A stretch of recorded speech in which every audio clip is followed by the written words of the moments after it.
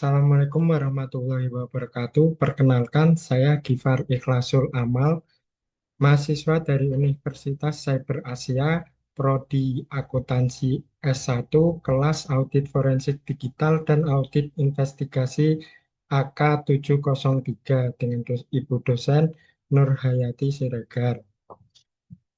Kali ini saya akan mempresentasikan tugas kuliah saya, studi kasus tentang PT Asuransi Jiwasraya Persero.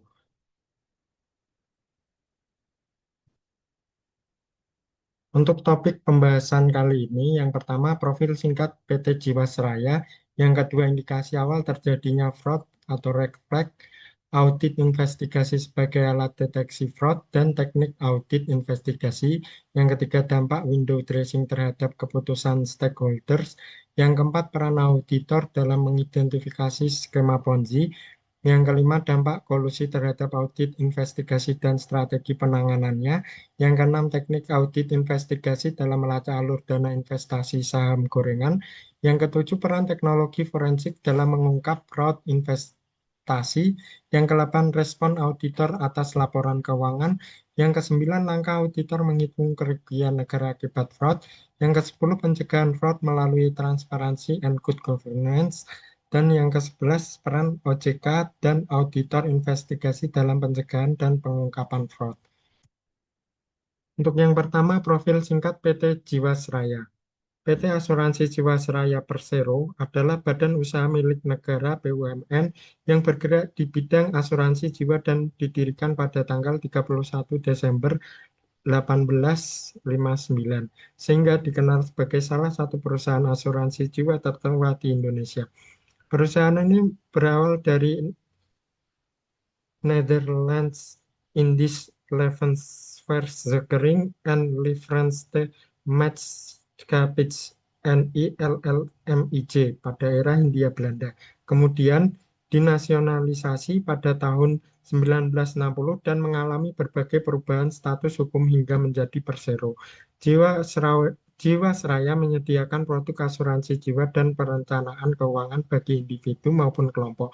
Namun, sejak tahun 2006 mulai menghadapi masalah likuiditas yang mencapai puncaknya pada tahun 2018 ketika gagal membayar klaim polis jatuh tempo sekitar 12,4 triliun kepada kurang lebih 17.000 nasabah, terutama dari produk JS Saving Plan. Permasalahan tersebut dipicu oleh praktek pengelolaan keuangan yang tidak prudent, termasuk penawaran imbal hasil tinggi, dugaan skema menyerupai Ponzi, manipulasi laporan keuangan, serta penempatan dana pada investasi berisiko tinggi. Berdasarkan hasil pemeriksaan BPK, kerugian negara akibat kasus Jiwasraya mencapai 16,81 triliun yang berdampak besar pada nasabah, keuangan negara, dan kepercayaan publik terhadap industri asuransi nasional, serta berujung pada restrukturisasi dan pencabutan izin usaha oleh Otoritas Jasa Keuangan OJK.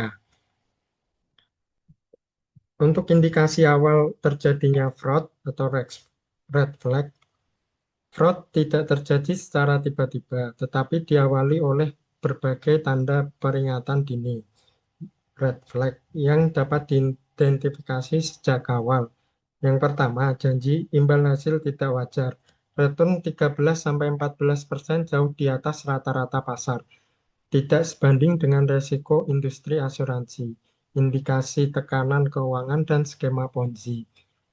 Yang kedua, masalah likuiditas yang berulang. Terjadi sejak tahun 2006 tanpa perbaikan struktural, menunjukkan pressure dalam fraud triangle, mendorong keputusan beresiko dan tidak etis. Yang ketiga, ketergantungan pada dana nasabah baru. Premi nasabah baru digunakan membayar klaim lama. Ciri khas skema Ponzi menunjukkan fraud yang bersifat sistemik. Yang keempat, window dressing dan manipulasi laporan keuangan. Laporan keuangan tampak laba sehat, kondisi ekonomi perusahaan sebenarnya defisit, indikasi financial statement fraud. Yang kelima, investasi berisiko tinggi, penempatan dana pada saham gorengan, reksadana dikelola manajer investasi tidak kredibel, pelanggaran prinsip kehati-hatian atau prudential principle. Yang keenam, kolusi dengan pihak eksternal. Kerjasama yang menguntungkan individu tertentu merugikan perusahaan dan nasabah. Fraud kolusif sulit terdeteksi melalui audit biasa.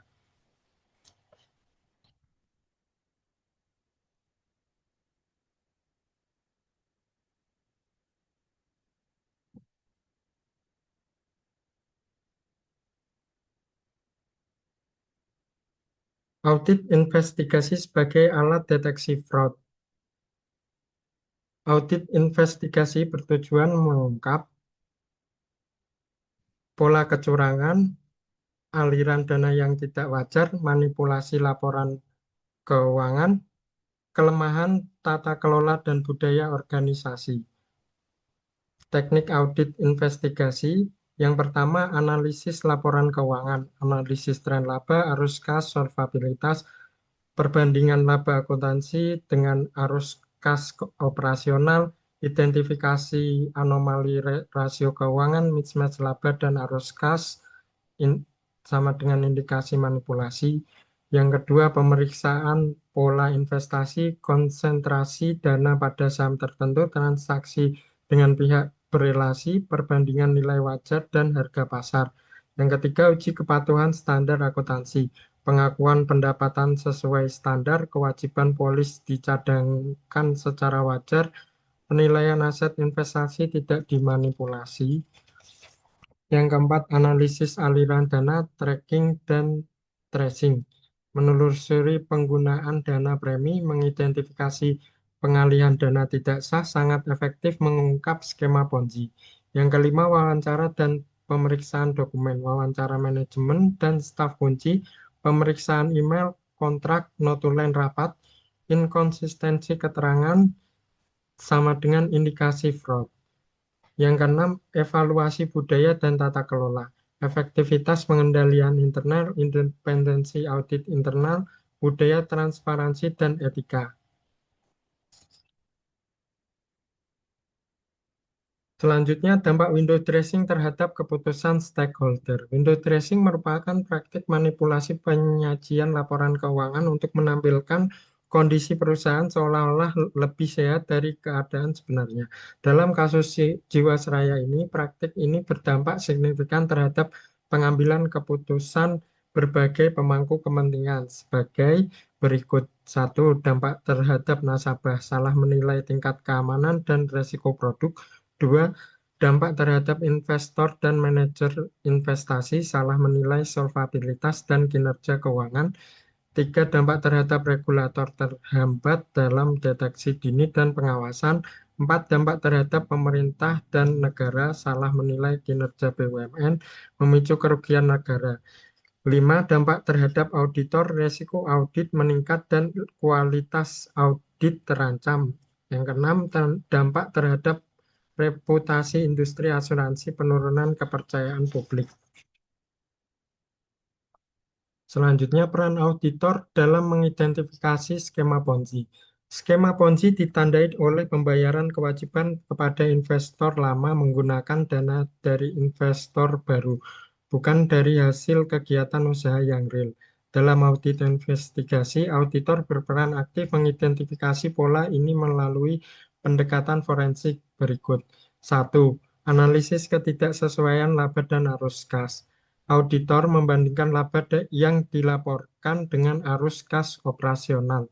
Laba yang tampak tinggi namun tidak diikuti arus kas positif merupakan indikasi awal bahwa pembayaran kewajiban tidak berasal dari kinerja usaha yang sebenarnya. Yang kedua, penelusuran aliran dana, tracing dan tracking. Auditor menelusuri sumber dana dan pembayaran klaim atau imbal hasil. Jika ditemukan bahwa pembayaran berasal dari dana investor atau nasabah baru, bukan dari hasil investasi, maka pola Ponzi dapat diidentifikasi. Yang ketiga, evaluasi imbal hasil yang dijanjikan. Auditor menilai kewajaran tingkat pengembalian yang ditawarkan dibandingkan kondisi pasar dan profil risiko. Return yang konsisten, tinggi, dan tidak realistis menjadi red flag utama skema Ponzi. Yang keempat, pemeriksaan struktur kewajiban dan likuiditas. Auditor menganalisis kemampuan entitas memenuhi kewajiban jangka pendek dan panjang, ketergantungan berlebihan pada arus dana masuk dan untuk membayar kewajiban lama menunjukkan ketidakberlanjutan model bisnis. 5. Uji kepatuhan dan dokumentasi investasi. Auditor memeriksa kontrak investasi, kebijakan penempatan dana, serta kepatuhan terhadap standar akuntansi dan regulasi. Dokumentasi yang tidak lengkap atau tidak transparan memperkuat indikasi fraud. Yang keenam, wawancara investigatif dan analisis perilaku manajemen. Auditor melakukan wawancara mendalam dengan manajemen dan pihak terkait. Inkonsistensi penjelasan dan rasionalisasi berlebihan sering mengidentifikasi niat menutupi praktik fraud.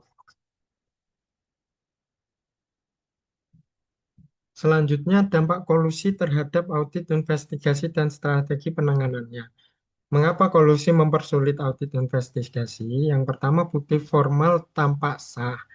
Kolusi membuat transaksi didukung kontrak, laporan, dan konfirmasi eksternal yang terlihat valid, sehingga prosedur audit standar sulit mendeteksi penyimpangan. Yang kedua, rekayasa nilai dan harga wajar. Manajer investasi dapat memanipulasi valuasi instrumen. Misalnya, saham tidak likuid sehingga laporan nilai wajar menyesatkan dan sulit diverifikasi. Tiga, penyelarasan narasi antar pihak. Manajemen dan pihak eksternal menyampaikan penjelasan yang konsisten saat wawancara, mengurangi peluang auditor menemukan inkonsistensi. Yang keempat, penyamaran aliran dana. Kolusi memungkinkan penggunaan layering transaksi lintas entitas untuk menyamarkan sumber dan tujuan dana. 5. Asimetri informasi dan kompleksitas teknis. Auditor menghadapi keterbatasan akses data dan kompleksitas produk investasi yang dirancang untuk mengaburkan risiko dan kinerja sebenarnya. Strategi audit investigasi untuk mengatasi kolusi. Yang pertama, penelusuran aliran dana end-to-end, tracing, dan follow the money. Auditor menelusuri dana dari sumber awal hingga penerimaan akhir, termasuk rekening kustodian dan entitas perantara untuk mengungkap layering. Dua, independensi dan alternatif konfirmasi. Menggunakan sumber data independen, harga pasar, kustodian, bursa, dan konfirmasi alternatif bukan hanya dari pihak yang berkolusi. Yang ketiga, analisis forensik dan data analitik. Mendeteksi pola tidak wajar, konsentrasi investasi, transaksi berulang pada instrumen tertentu, round tripping, dan anomali waktu transaksi. Yang keempat, valuasi independen, independensi reversion, melakukan penilaian ulang atas aset tidak liquid melalui penilaian independen untuk menguji kewajaran nilai wajar. Yang kelima, wawancara investigatif bertingkat, mewawancarai pihak berbeda pada waktu terpisah, menelusuri detail teknis, dan menguji konsistensi lintas level organisasi. Yang keenam, pemetaan fraud triangle atau diamond, mengidentifikasi pressure, opportunity, rationalization, capability pada manajemen dan mitra eksternal untuk memfokuskan proses prosedur audit. 7. Kolaborasi dengan regulator dan penegak hukum. Memanfaatkan kewenangan regulator untuk mengakses data tambahan dan subpoena like powers guna menembus hambatan informasi. Teknik audit investigasi dalam melacak alur dana investasi saham gorengan. Investasi pada saham gorengan umumnya melibatkan manipulasi harga, kolusi, dan pengalihan dana yang tidak sesuai tujuan. Auditor investigatif menggunakan pendekatan follow the money untuk mengungkap penyimpangan tersebut. Alur dana follow the money dari nasabah, premi asuransi, rekening perusahaan, manajemen investasi broken custodian, saham gorengan, yang terakhir kerugian nasabah. Poin kunci di sini tracing dan tracking dana dari premi hingga pembelian saham, rekonsiliasi independen, internal dengan kustodian dan broker, analisis pola transaksi, konsentrasi Churning, timing tidak wajar, uji kewajaran harga dan nilai wajar saham, penelusuran pihak berrelasi dan beneficial ownership, uji kepatuhan kebijakan investasi dan regulasi. Dalam kasus investasi saham gorengan, auditor menggunakan pendekatan follow the money untuk menelusuri alur dana dari premi nasabah hingga pembelian saham. Dengan melakukan rekonsiliasi independen, analisis pola transaksi, dan uji kewajaran harga, auditor dapat mengidentifikasi salah alokasi dana serta indikasi kolusi. Pendekatan ini memungkinkan auditor membuktikan bahwa kerugian nasabah bukan akibat risiko pasar semata, melainkan hasil dari penyimpangan investasi. Peran teknologi forensik dalam mengungkap fraud investasi. Teknologi forensik membantu auditor melampaui audit konvensional dengan menganalisis data besar dan kompleks untuk menemukan bukti fraud investasi. Dalam kasus Jiwasraya, teknologi forensik memungkinkan auditor menganalisis transaksi investasi secara menyeluruh melalui data analitik, penelusuran alur dana, uji nilai wajar, penempatan pihak berelasi, dan digital forensik. Auditor dapat mengungkap manipulasi investasi dan kolusi yang tidak dapat dideteksi melalui audit tradisional.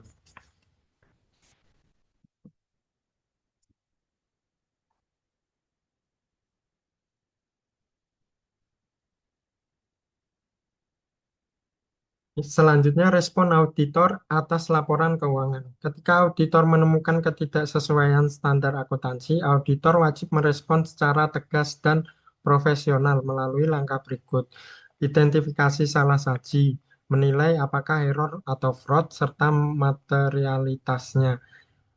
Perluasan prosedur audit, meningkatkan skeptisisme, melakukan audit investigatif dan forensik, komunikasi tata kelola, melaporkan temuan ke manajemen dan dewan atau komite audit, permintaan penyesuaian, meminta koreksi dan penyajian ulang laporan keuangan, penutupan, penentuan opini audit, WDP tidak wajar atau disclaimer jika tidak diperbaiki, pelaporan ke regulator, dipertimbangkan khususnya pada BUMN dan sektor keuangan. Dalam kasus seperti Jiwasraya, auditor tidak cukup hanya menemukan ketidaksesuaian standar akuntansi. Auditor harus mengklarifikasikan salah saji, memperluas prosedur audit secara investigatif, berkomunikasi dengan pihak tata kelola, meminta penyesuaian laporan keuangan dan jika tidak diperbaiki, mencerminkannya dalam opini audit. Langkah ini penting untuk melindungi kepentingan publik dan menjaga integritas pelaporan keuangan.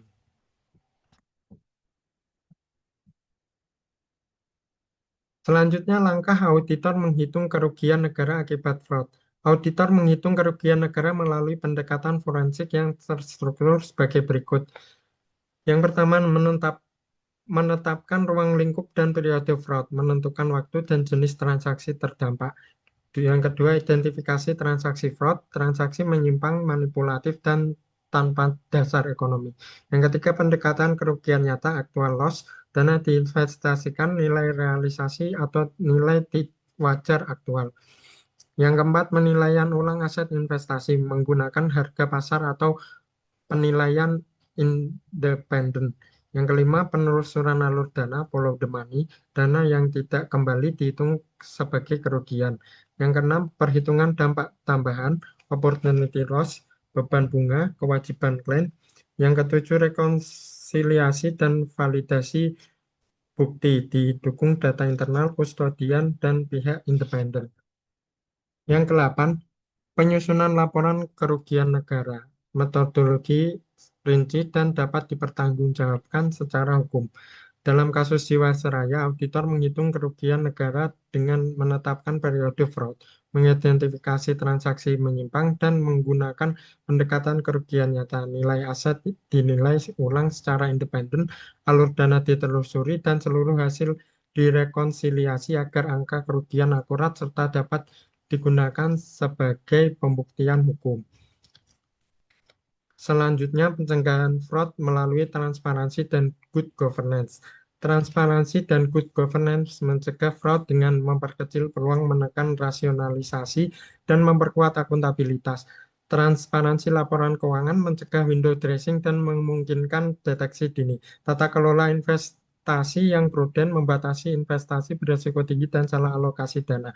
Pengendalian internal dan segregasi tugas mengurangi kolusi dan dominasi individu. Peran aktif Dewan dan Komite Audit pengawasan independen atas keputusan manajemen. Budaya etika dan whistleblowing menekan rasionalisasi fraud dan meningkatkan integritas. Keterbukaan kepada regulator, intervensi lebih cepat dan pencegahan kerugian sistemik. Kasus Jiwasraya menunjukkan bahwa lemahnya transparansi dan tata kelola membuka peluang terjadinya fraud besar. Dengan pelaporan keuangan yang jujur, tata kelola investasi yang hati-hati, pengendalian internal yang kuat, pengawasan dewan yang aktif, serta budaya etika dan keterbukaan kepada regulator, fraud dapat dicegah sejak dini dan kepentingan nasabah serta negara dapat dilindungi. Peran OJK dan auditor investigasi dalam pencegahan dan pengungkapan fraud. Peran otoritas jasa keuangan sebagai regulator yaitu pengawasan prudensial, solvabilitas, likuiditas, dan kebijakan investasi. Review laporan keuangan, deteksi dini, window dressing, dan tekanan likuiditas. Pengawasan tata kelola, peran direksi, komisaris, dan komite audit. Tindakan dan sanksi peringatan, pembatasan usaha, perlindungan pemegang polis. Peran auditor investigasi. Yang pertama, mengungkap pola fraud kompleks, skema Ponzi, manipulasi investasi, kolusi, menyediakan bukti forensik, follow the money, dan analisis transaksi dan evaluasi, menghitung kerugian real, dasar penegakan hukum dan pemulihan aset. Untuk kolaborasi OJK dan auditor, yang pertama, pertukaran data dan temuan forensik, audit khusus atau pemeriksaan bersama, early warning system untuk investasi dini, koordinasi dengan penegakan hukum. Dalam kasus Jiwasraya, OJK berperan mencegah fraud melalui pengawasan prudensial, pelaporan keuangan, dan tata kelola, sedangkan auditor investigasi berperan mengungkap fraud melalui bukti forensik dan perhitungan kerugian. Sinergi keduanya melalui pertukaran data, audit khusus, dan early warning menjadi kunci pencegahan fraud, perlindungan nasabah, dan stabilitas industri asuransi. Yang terakhir, kesimpulan dari studi kasus Jiwasraya. Fraud tidak terjadi secara tiba-tiba, tetapi akibat masalah likuiditas jangka panjang, lemahnya transparansi, dan kegagalan tata kelola. Tekanan keuangan mendorong imbal hasil tidak wajar, praktik menyerupai skema Ponzi, window dressing, dan manipulasi laporan keuangan. Dana nasabah disalah lokasikan ke investasi berisiko tinggi dengan saham gorengan melalui kolusi dengan pihak eksternal. Audit investigasi berbasis forensik, follow the money, data analitik, evaluasi independen krusial untuk mengungkap pola fraud dan menghitung kerugian negara sebesar 16,81 triliun. Pencegahan fraud mensyaratkan transparansi, pengendalian internal kuat, peran aktif Dewan atau Komite Audit, serta sinergi auditor OJK. Kasus Jiwasraya menjadi pelajaran penting bagi industri asuransi terkait tata kelola, pengawasan, dan perlindungan nasabah. Kasus Jiwasraya ini menunjukkan bahwa fraud besar merupakan akumulasi kegagalan tata kelola dan pengawasan. Audit, investigasi, dan sinergi dengan regulator menjadi kunci untuk menghitung kerugian negara, serta mencegah terulangnya fraud di industri asuransi. Demikian presentasi dari studi kasus PT Jiwasraya. Terima kasih. Assalamualaikum warahmatullahi wabarakatuh.